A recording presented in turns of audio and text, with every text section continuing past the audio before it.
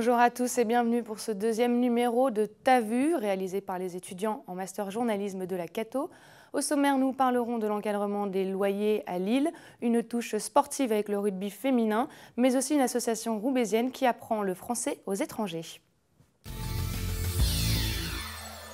Et on démarre tout de suite avec un événement culturel. Lille Renaissance démarre ce soir à la gare Saint-Sauveur de Lille. La parade aura lieu demain rue Fédherbe. Et pour l'occasion, Patrick Cohen était en direct ce matin du Théâtre du Nord sur France Inter pour une édition spéciale. Images signées Clémence Rollin, Vina Nodin et Thomas Delphi. Le cours comme argumentaire politique, ras-le-bol. Vous avez vécu à Lille, vous avez fait vos études à Lille. Qu'est-ce que ça vous fait de revenir? J'ai eu l'occasion de revenir souvent. C'est une ville qui s'est beaucoup transformée, qui a connu une métamorphose assez formidable parce que j'ai souvenir de l'état à la fois du vieux Lille, des friches qui sont devenues aujourd'hui Euralille, de cette deuxième gare qui n'existait pas, de tout ce quartier d'affaires qui s'est construit, et aussi de la réhabilitation du vieux Lille qui était dans un état pitoyable autour du palais de justice. Donc voilà, donc j'ai beaucoup de plaisir à revenir parce que j'ai de bons souvenirs. Aujourd'hui, vous avez reçu Mathilde Aubry. Vous avez tapé vite, vous avez tapé fort quand même. Elle s'attendait, elle l'a dit clairement, je m'attendais à parler de Renaissance. Vous êtes parti sur un tout autre sujet. Vous estimez que c'est votre rôle? Quelques mots là-dessus. Non, je pas. Non, Martine Aubry, on a parlé de cette interview il y a 2 jours ensemble, etc. Et elle savait parfaitement qu'évidemment les questions politiques allaient dominer. Par ailleurs, j'ai pas du tout le sentiment d'avoir sacrifié Renaissance. C'était présent dans les journaux. On a parlé de la joie de vivre à 7h. On a parlé d'une autre exposition à 8h. On en a parlé dans la revue de presse. C'était extrêmement présent et je pense qu'on a donné aux auditeurs d'Inter vraiment un aperçu de ce qui va se passer pendant les 4 prochains mois. Vous pensez que c'est important, en temps de crise économique, en temps de crise de confiance envers le politique, de continuer à privilégier la culture? Un avis là-dessus? Oui, moi je pense que je vous le disais tout à l'heure, je pense que la culture a énormément apporté à Lille.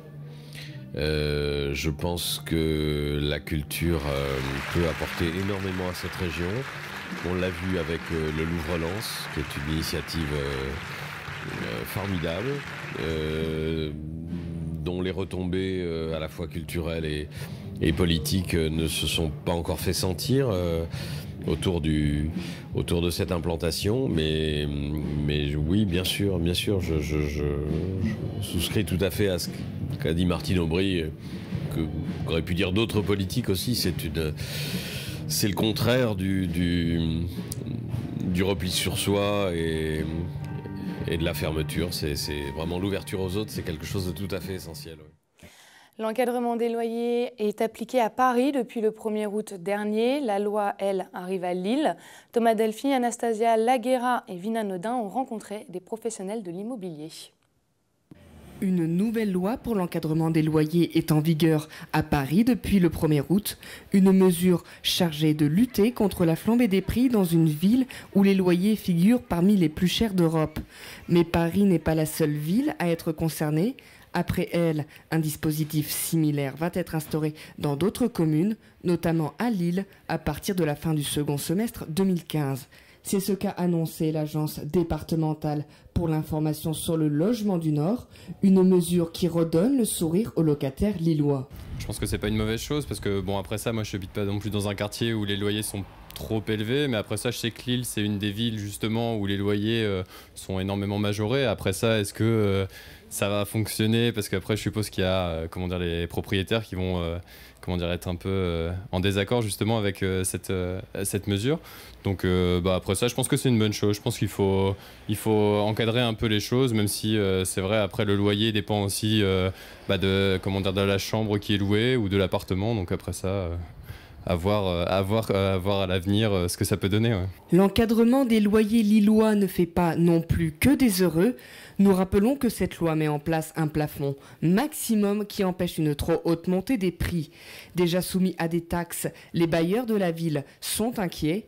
Après avoir investi dans un logement, un bailleur aura donc beaucoup plus de mal à percevoir un retour sur investissement si cette mesure est appliquée.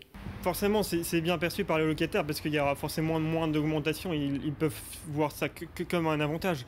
Mais pour les bailleurs, il faut prendre le cas comme un investissement. C'est-à-dire que quand on investit dans un appartement, dans une maison, pour le louer, il y a un risque que le prix des loyers baisse, que le prix de l'immobilier baisse, comme il y a un risque que le prix de l'immobilier augmente.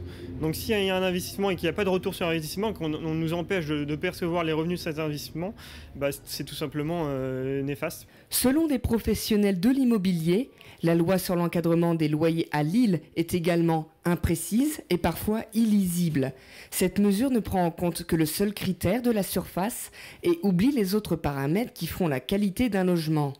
En d'autres termes, un investisseur sera éventuellement plus intéressé à investir dans un logement grande surface, ce qui pourrait desservir les locataires plus modestes. Qui dessert les intérêts des locataires et qui en plus rend le marché illisible, puisqu'on va découper en puzzle le marché lillois.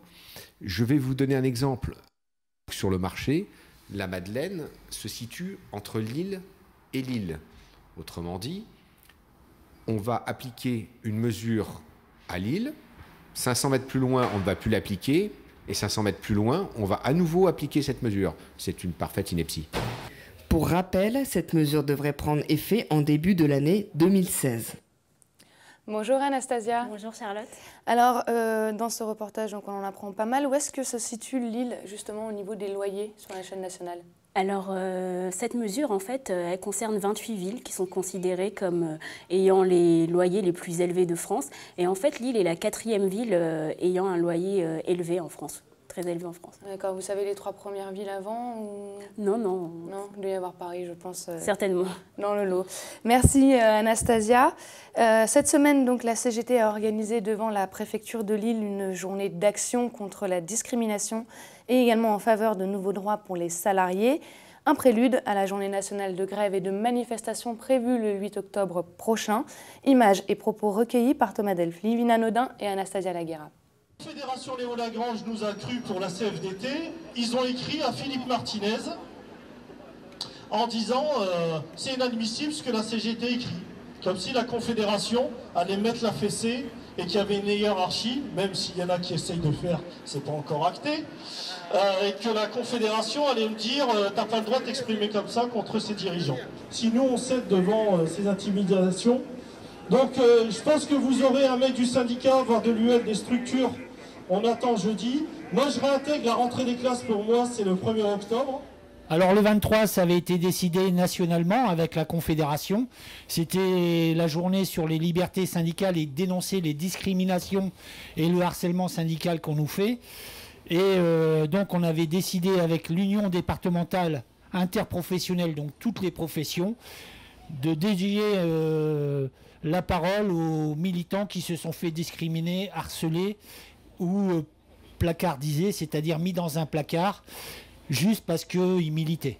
On est dans un processus d'action et cette journée ne sera que le rebond pour le 8 octobre qui sera sur les salaires. Tous ensemble, tous ensemble. Allez, faites-moi voler ces petits ballons.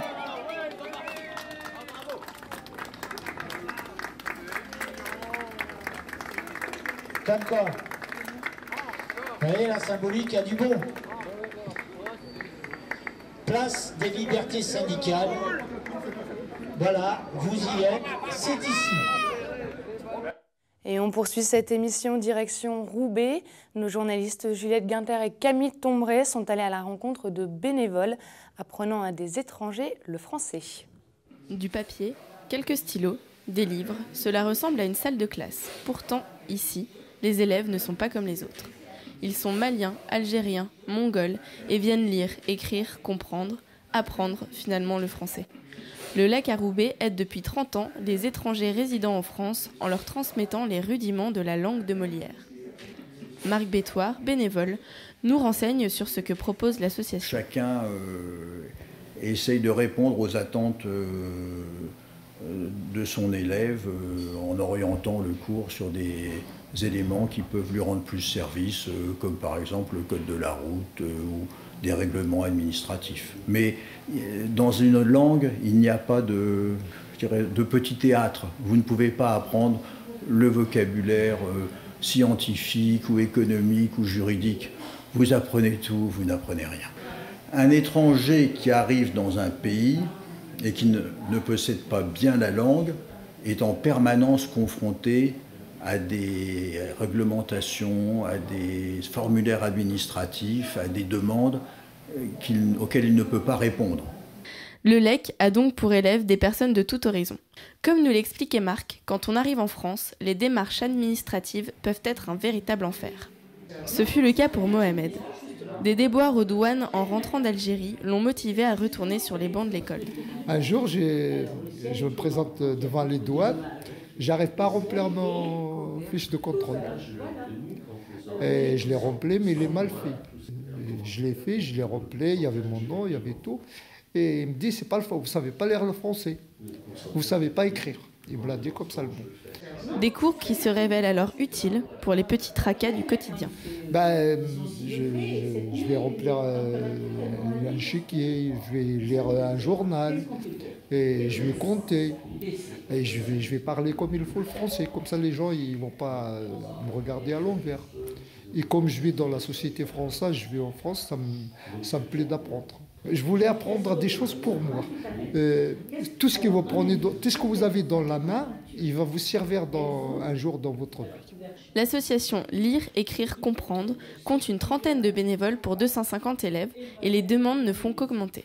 Cependant, Marc ne manque pas d'arguments pour convaincre d'autres bénévoles à rejoindre les rangs du LEC. Premièrement, il n'existe pas de diplôme d'apprentissage du français à des étrangers. Ça n'existe pas. Donc, à la limite, nous sommes tous au même niveau.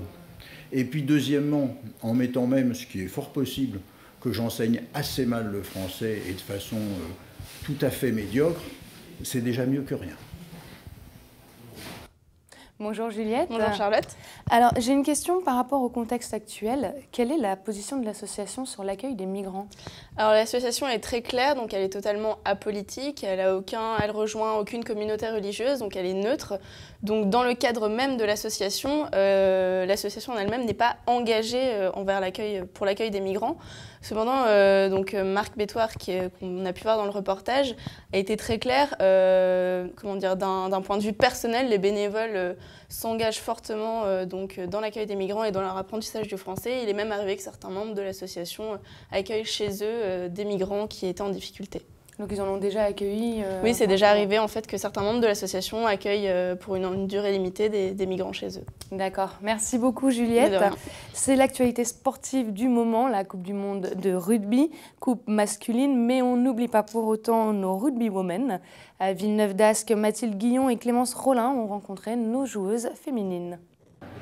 Alors que le mondial de rugby a commencé le 18 septembre, mettant sous les feux des projecteurs l'équipe masculine de France, un autre championnat se joue. C'est le top 8, la compétition des meilleures équipes féminines de France. Les nanas du LMR à Villeneuve d'Ascq en font partie. Elles ont débuté le championnat sur une victoire dimanche contre Rennes. Toujours dans le classement, mais jamais championne de France, le club s'est doté d'une dizaine de nouvelles jeunes recrues pour renforcer l'équipe. On sort d'un pôle espoir, donc où on s'entraîne tous les jours et on a des entraînements quand même relativement moins durs qu'ici, c'est sûr, parce que le niveau n'est pas le même, mais on s'entraîne quand même tous les jours. Le rugby, on en vit. On est impressionné parce qu'on se dit déjà on va jouer avec des filles, elles ont un gabarit plus haut que nous. Et ouais, ça fait très peur en fait. Et l'intégration, c'est pas du tout facile parce que les filles, elles ont déjà leur groupe soudé. Et puis nous, on arrive là, faut se faire à sa place et tout. Pour nous, c'est difficile parce qu'on a le bac à passer. Donc on se consacre plutôt aux études cette année et l'année prochaine, peut-être un peu plus se donner au niveau du club. La force de ce club se joue sur les jeunes espoirs, mais aussi sur des joueuses confirmées comme Maria Heitor, une Portugaise qui a joué dans l'équipe nationale. I arrived 1 month ago because I was looking for more competition and I know that French rugby is really good. Then I decided to come to France to play. Un départ aussi lié à une pratique féminine qui peine à se développer au Portugal. No. In Portugal, rugby, women's rugby, it's really not known. Nobody knows that women play rugby in Portugal. We are 300 or 400 players, and that's all. En France aussi, le rugby féminin reste méconnu. Les effectifs restent peu nombreux et les clubs manquent de moyens. Malheureusement, comme vous le savez, il n'y a pas d'argent dans le rugby féminin, donc c'est difficile d'attirer les filles ici. Par contre, voilà, on se démène avec l'équipe dirigeante pour essayer de leur trouver un emploi pour celles qui, comme Maria Etor, qui est portugaise, qui désirent voilà, couper un peu leur vie, couper la vie voilà, dans leur pays, venir faire du rugby, se consacrer une année au rugby. Donc on essaie de les accueillir le mieux possible. Les coachs prennent 30 minutes à chaque début d'entraînement pour analyser le match précédent. C'est aussi à l'aide de chiffres qu'ils expliquent aux joueuses leur performance. Les nanas du LMR ont redémarré un entraînement intensif depuis le 15 août, à raison de 3 entraînements de 2 heures par semaine, 4 heures de musculation et des matchs amicaux. Si les joueuses se donnent à fond, il y a toujours une difficulté à appréhender les matchs décisifs, comme l'année dernière où elles ont perdu en finale. Après, avec du recul, peut-être un excès de confiance par rapport à une demi-finale voilà, exemplaire où on fait un match référence contre l'USAP, où on gagne voilà, de grosses différences de points. On attaque donc cette finale avec plein de certitudes et peut-être avoir rencontré Montpellier 3 semaines avant, les battre chez elles nous a un peu mis dans le réconfort. On s'est heurté à un mur en phase finale. Cette année, ils veulent apprendre de leurs erreurs. Bien que Montpellier, Bobigny, Toulouse et Saint-Orens soient des mastodontes du rugby féminin, Damien Couvreur ne veut pas prendre les autres équipes à la légère. Le prochain rendez-vous aura lieu ce dimanche contre le Stade Toulousain. Bonjour Mathilde. Bonjour Charlotte. Donc justement, j'avais une question. Je voulais savoir quand est-ce qu'avait lieu le prochain match et où également. Donc le prochain match, ça va se passer à Toulouse. Ça va être à domicile chez elle et c'est ce week-end. Ce week-end, d'accord. Ok, bah parfait, super. Oui. Merci beaucoup. Merci à toi. Et on termine avec une actualité qui s'est déroulée à l'Université catholique de Lille hier. La pelouse centrale s'est transformée en piste de cirque, un événement auquel ont assisté Hubert Desmarais et Adrien Renoir. Dans le cadre de la rentrée culturelle et universitaire, une scène improvisée par le Prato, théâtre international de quartier, a été jouée dans la cour d'honneur de l'Institut catholique de Lille. Le public était venu nombreux afin de découvrir cet univers particulier. Au fond, l'idée, c'est une forme de cabaret de rue, quoi. Finalement, ça circule entre une clownerie et véritablement des numéros de cirque. C'est tout un travail avec les mâts chinois, et les mâts chinois, c'est devenu un peu un hasard, mais c'est devenu l'emblème de ce festival qu'on a appelé l'Étoile dans la ville. Puis réflexion faite, comme s'il ne restait plus que les mâts, si les chapiteaux s'étaient envolés en période de crise, quoi. Nous avons rencontré à cette occasion Thomas, qui nous parle de sa discipline et de sa passion qu'il a pour le cirque. Ma discipline, c'est le mât chinois. C'est un poteau de 5 mètres de haut sur lequel tu fais plein de trucs, des drapeaux, des vrilles, des saltos, c'est vachement chouette. Et le numéro que j'ai joué, c'est un numéro en fait qui est sorti d'une forme plus longue en 4 tableaux sur les saisons. Là, c'était Winter. Et il y a Herbst, Frühling et Sommer encore qui n'ont pas été joués là. Je m'entraîne 8 à 12 heures par jour. Donc il y a l'entraînement au mât chinois, à l'acrobatie, aux équilibres sur les mains, à la musculation, à la danse, au théâtre et tout. Non, pas de sacrifice parce que j'aime ce que je fais et j'ai toujours voulu faire ça. Je sais faire 2 choses dans ma vie, c'est du cirque et couper des arbres. Je travaille dans le cirque depuis que j'ai 13 ans en fait. J'ai été technicien, j'ai été régisseur son lumière, j'ai été monteur de chapiteaux, j'ai été prof de cirque. J'ai fait du spectacle de rue, j'ai fait du cabaret, j'ai fait du cirque traditionnel. L'autre discipline, c'est du jonglage de force. C'est très très rare. Et je suis le seul en France à faire un numéro avec un pneu de ce type-là. Et du coup, si vous avez aimé, parlez-en à vos copains. Si vous avez des gens qui veulent bien m'acheter, parce que je suis sans doute le seul connard en France à faire ça. J'ai bossé super longtemps pour ça. Et je cherche aussi un boulet de canon de 20 kg. Donc si quelqu'un a un boulet de canon, vous pouvez me l'envoyer à l'école de cirque de l'Homme. L'important pour nous au niveau du Prato de ce festival l'Étoile dans la ville, c'est que en fait, les gens soient sensibilisés, qu'ils puissent découvrir des modes et des façons de faire du cirque d'aujourd'hui, de ce jeune cirque qui existe déjà depuis 20 ans. Et donc finalement que ça se propage, qu'il y ait plein de résonance, puisqu'il y a plein de spectacles qui sont presque tous gratuits, qui vont à Saint-Sauveur sous chapiteau, ou dans des petites villes autour de Lille, au Prato. Il y a à la fois des ateliers, des résidences, des créations. Et au fond, c'est finalement une photographie de tout un mouvement de cirque d'aujourd'hui, non seulement français, mais tout à fait européen. Bonjour Hubert. Bonjour Charlotte. Alors pourquoi avoir fait ça à la Cato? Alors en fait, c'est dans le cadre d'une tournée. Si vous voulez, ils se déplacent un petit peu à Lille et dans les périphéries de Lille. Et ils ont profité de la rentrée à la Cato pour venir nous montrer ce dont ils sont capables. Et les étudiants ont apprécié. Il y avait pas mal de monde. Ouais, c'est ce que j'avais demandé, il y avait du monde. Il y avait du monde, et puis on n'a pas l'habitude de voir ça, si vous voulez, donc c'était très agréable et assez impressionnant. Je ne sais pas si vous avez pu voir, mais l'homme drapeau, etc. Puis il est beau, physiquement parlant, c'est quand même une belle personne. C'était très sympa de voir ça. D'accord. Et qu'est-ce que vous avez dans la main, là? Le prospectus, justement, donc si vous êtes curieux d'en savoir plus, je vous invite à prendre ce prospectus. Et vous aurez toutes les dates et les déplacements sur lesquels ils vont aller. Il y a un site internet, hein, c'est ça? www.leprato.fr. Il y a même un numéro de téléphone, mais bon, ça... D'accord. Prenez le prospectus pour l'avoir. Merci beaucoup, Hubert. Merci de nous avoir suivis. C'est la fin de cette émission. Vous pouvez nous retrouver sur la page Facebook Media Lab ou encore le site de la FLSH. Bonne journée à tous.